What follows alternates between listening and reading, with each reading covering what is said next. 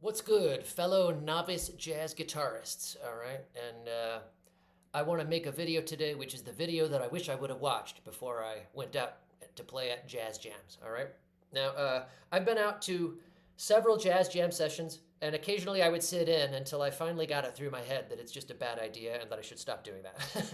And I'm going to tell you why.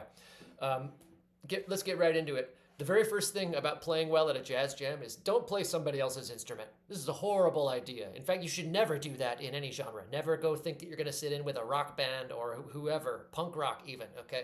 Everybody's instruments are a little bit different. Even just because we all play jazz doesn't mean that we like our guitars set up the same way. I like 11 gauge strings. I like my action set up a certain way.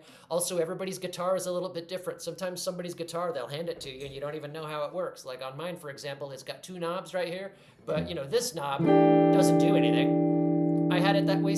I personally like simplicity. I like a master volume, master tone knob. Works very well for me and this kind of pickup.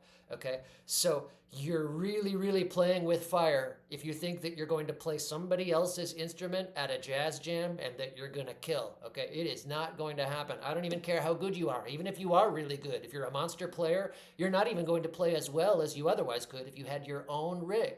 So bring your own instrument and your own amp if possible. And if they don't let you bring your own amp, then spend a little bit of time dialing in the amp until you've got a really, really good feel and use your own guitar. The more variables you throw in, the harder of a time that you're going to have. So bring your own instrument, okay?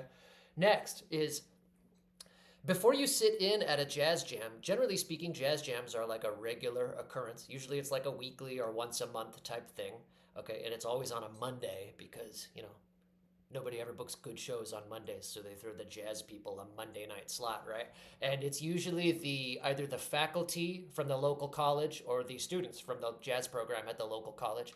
And what you should do is you should go out at least 3 times and study it. See the songs that they play. See the songs that they play well. See how they handle new people coming up. See who the big fish are in the band, the ones that you want to impress, because that's what you're doing, right? You're going out to a jazz jam to hopefully try to network and hopefully try to build relationships with musicians who will call you and who will, network with you on social media and the like, okay? So it's a bad idea to go out to a jazz jam just sight unseen, and then you go right in and you have no idea who the people are or what they're capable of or how accommodating they are to outsiders. Okay, so go a couple weeks out, study the way that they play, study the repertoire. Very, very good idea. Just consider it like, market research or intelligence gathering, if you will. All right? Here's a couple of things. This is a good one, okay? If you're going to sit in on a jazz jam, you better be prepared to play a solo break. And what I mean by that is at the end of a lot of songs, a lot of jazz songs, in fact, like most of them, I dare say, there's like a 2-bar break at the end before the solo section.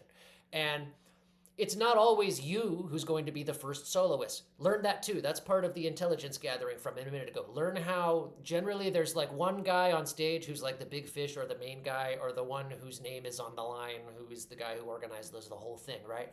And don't be presumptuous and think that you're going to play a first solo. Some guys might get offended at that. Sometimes the vibe is great. Sometimes it doesn't bother people at all. Just be sure what the vibe is, okay?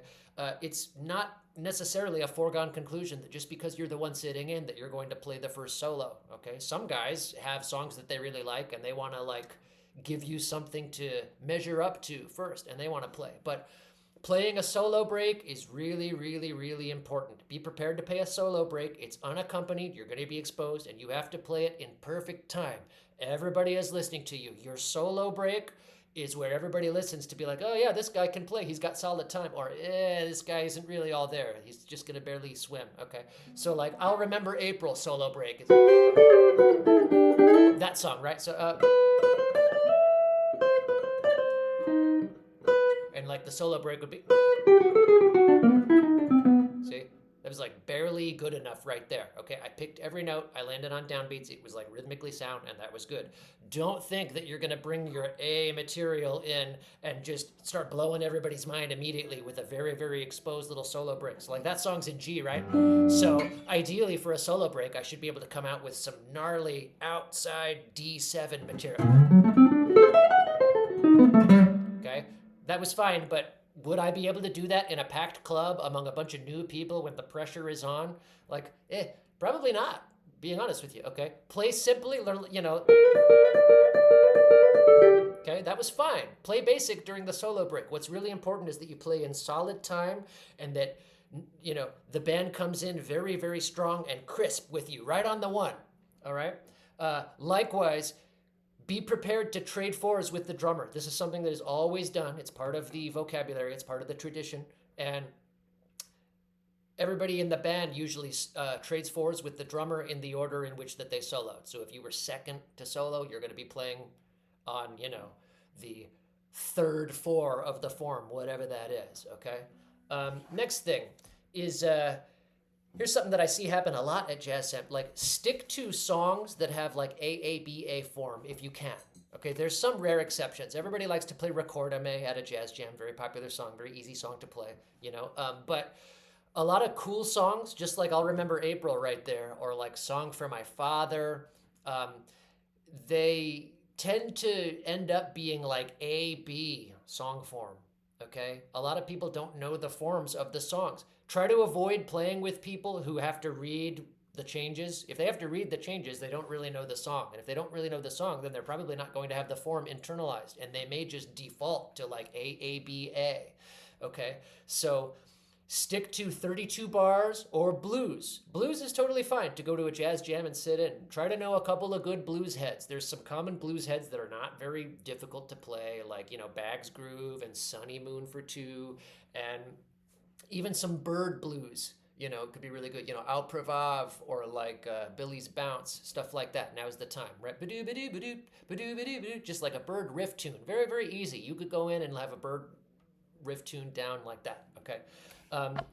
And the last thing that I want to say about how to really do well at a jazz jam session is don't try to play repertoire that's too sophisticated, okay? In my opinion, a song like I'll Remember April or Stablemates, those are top tier quality, like really, really good jazz songs, okay? If You Could See Me Now, like, nobody knows that song. Don't go in thinking that you're gonna polish, like, Janine is another one. Janine is a great jazz standard and it's fun as hell to play with people who know it. But at jazz jams, you need to understand that jazz doesn't really exist anymore culturally en masse, okay, in the popular consciousness. So the only people who even play jazz or know anything about it anymore are like elitist kids who've been playing since they were small kids, and they probably had parents who were into jazz or parents who were jazz musicians themselves, okay? And be prepared to play simple material, okay? Don't be afraid to play Maiden Voyage. Don't be afraid to play So What, Lady Bird, okay?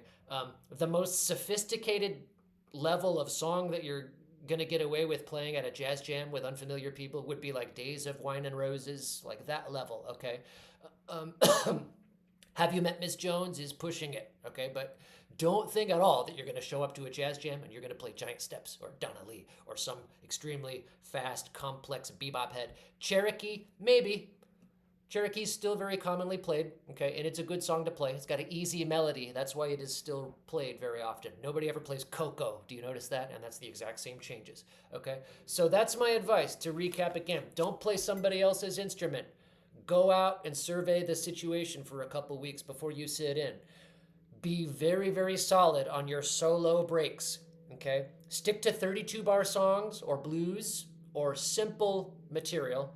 And don't try to play repertoire that's too good. Avoid Giant Steps, If You Could See Me Now, stuff like that. Stardust. Nobody is going to be able to play Stardust with you at a jam, okay? They want to solo a lot, all right? So that's my advice for today. Hit me up for a lesson if you want. Peace.